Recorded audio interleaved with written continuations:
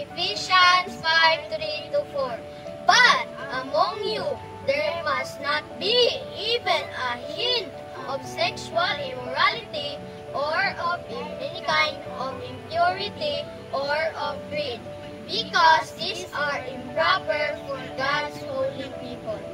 Nor should there be obscenity, foolish talk, or coarse joking, which are out of place, but rather thanksgiving. 1 Peter 4:10-11.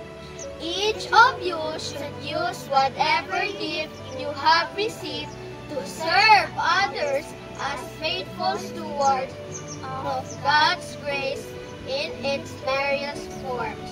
If anyone speaks, they should do so as one who speaks the very words of God. And if anyone serves, they should do so with the strength God provides, that in all things God may be praised through Jesus Christ, to be the glory and the power forever and ever. Amen. Philippians 2:3-4. Do nothing out of selfish ambition or vain conceit. Rather, in humility, value others above yourselves, not looking to your own interests, but each of you to the interests of the others.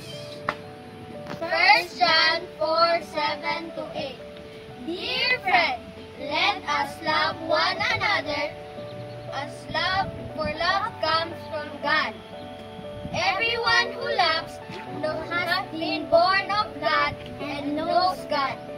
Whoever does not love does not know God, because God is love. Matthew 28:18-20.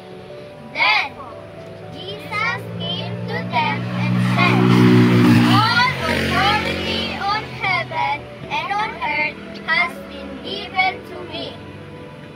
Therefore, go and make disciples of all nations, baptizing them in the name of the Father, and of the Son, and of the Holy Spirit, and teaching them how to obey everything I have commanded you.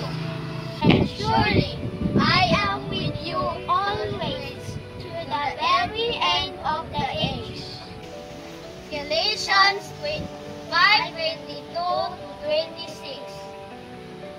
But the fruit of the Spirit is love, joy, peace, forbearance, kindness, goodness, faithfulness, gentleness, and self-control. Against such things there is no law. Those who belong to Christ Jesus have been crucified the flesh with its passions and desires.